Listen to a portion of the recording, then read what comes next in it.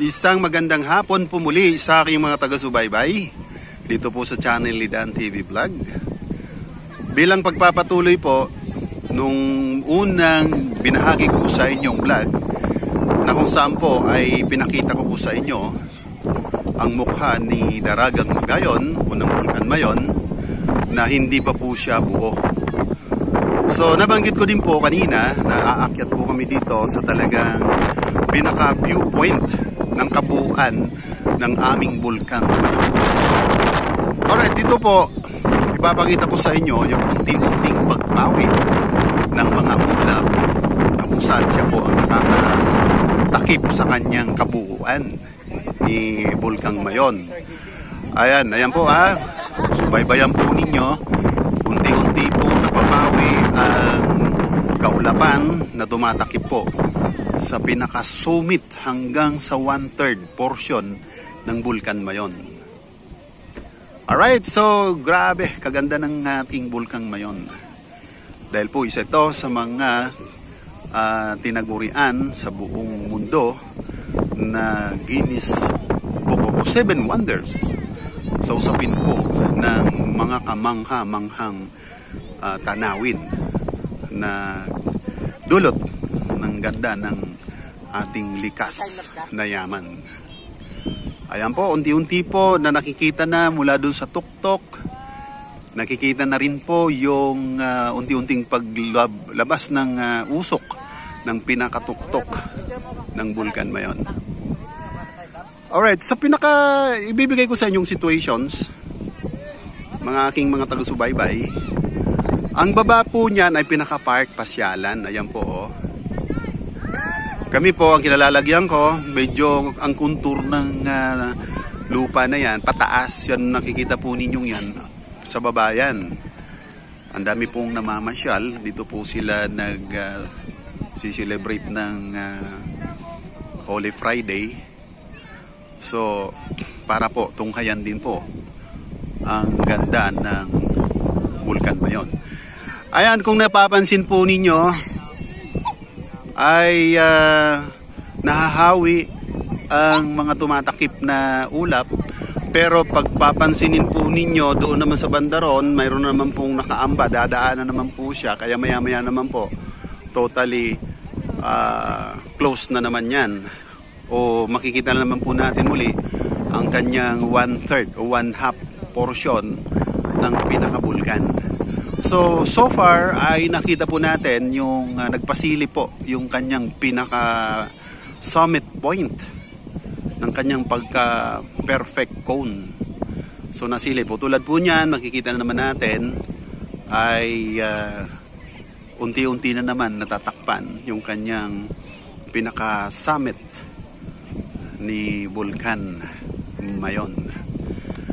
Tsatsagaan lang po natin, tutukan lang po ninyo, huwag po ninyong i-skip. Ito lang po ang vlog ko, may share ko sa inyo bilang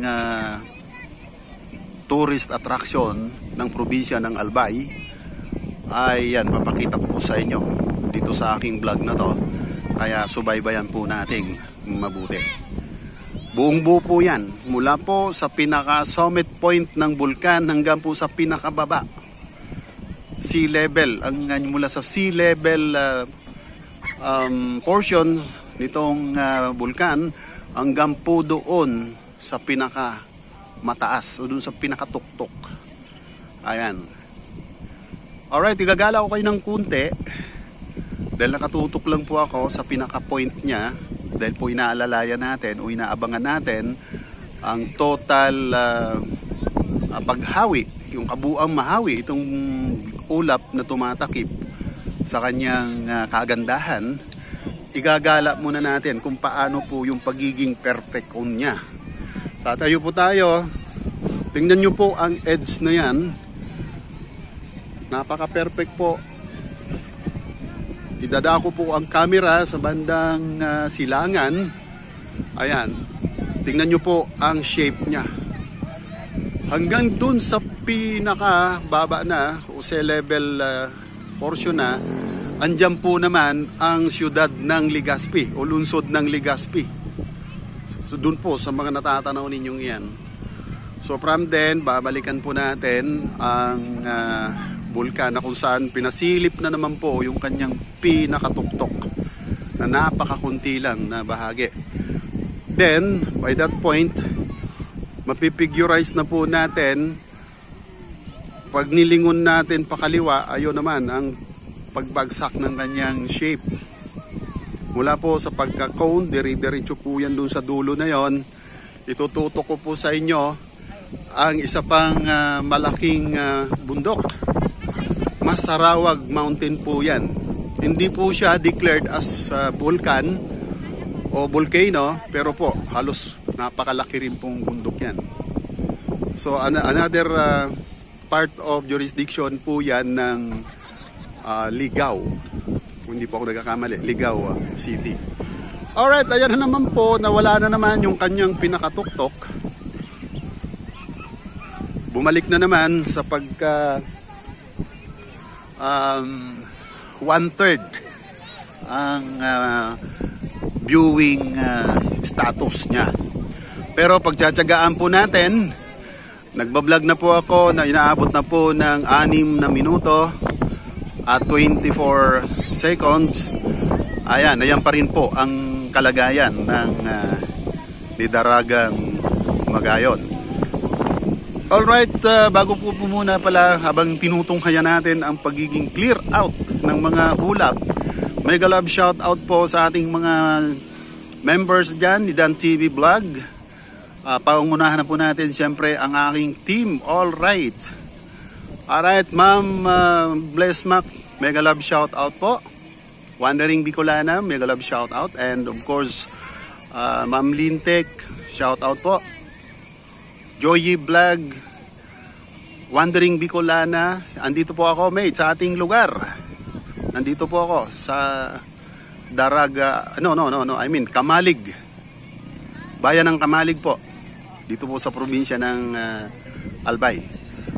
So okay, balikan po natin ang ating inaabangan, ang unti-unting paghawi ng mga ulap na kung saan po ay tumatakip sa kagandahan po ng kabuuan ng Bulkan Mayon.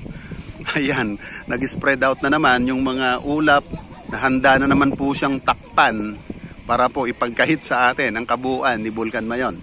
But then, although ganyan po ang situation niyan, hindi pa rin po kayo magsisisi kung natutunghayan po ninyo ito dahil kitang-kita pa rin po ang kagandahan ng Bulkan Mayon. Na isa po ito sa mga pinagmamalaki ng mga Bicolano dito po sa probinsya ng Albay, na kung saan ito po ay bahagi po o nakapaloob sa 7 wonders of the world. Ito pong ating pinagmamalaking Bulkan Mayon. Alright. Mega love shoutout po sa ating mga taga-subaybay. Kay Ate Mafi ng London. Mega love shoutout po. Edna's Vlog ng Italy. Ng Europe po kay Netherlands. From Netherlands po. Shoutout kay Ma'am Lintek.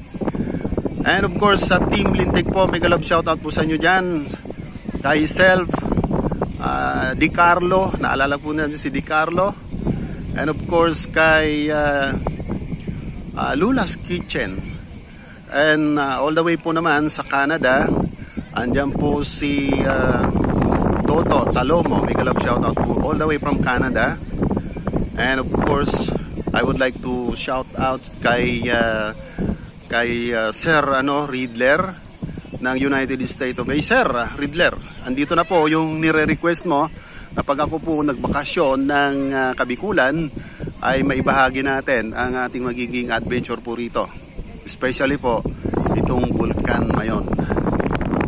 Okay po, unti-unti naman pong nahahawi ang tumatakip at pinapakita naman niya ng bahagya para po makumpleto natin ang pagka-perfect cone nitong Bulkan Mayon. So, wag po kayong lulubay sa pagsubaybay ng aking vlog na ito.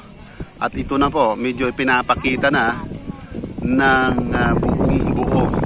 Although sa right side portion nitong bulkan ay ando na naman po, umaamba na naman yung isang makapal na ulap, at sa ilang sandali na naman po ay tatakpan na naman ng titirhan na naman po tayo ng halos 50% na lang naman makikita natin. Alright, ayan na po, grabe po. Ayan, pinakita na po ang pinaka-summit ng Bulkan Mayon. Although may nakatakip pa sa kanyang pisngi na ulap. Pero ayan po, mapipigurize na po natin ang kabuuan. Alright, yan, tunghayan po natin mga idol. Alright, so ayan, grabing ganda po ang natutunghayan po namin dito sa pag subaybay kung paano po matatanggal o mahahawi ang mga kaulapan na tumatakip po sa kabuuan nitong Bulkan Mayon. Alright, so puputulin po natin dito. Okay, ang partial vlog po ito, itutuloy po natin sa bahaging pangalawa. Okay, so again, sa mga hindi pa po nakaka-subscribe kay Dan TV Vlog, please subscribe and don't forget to press the notification bell para po naman ay tuloy-tuloy niyong nasusubaybayan mga susunod ko pong mga vlog. Share also and like. Alright, Dan TV Vlog signing off. Please see to my next vlog. Alright.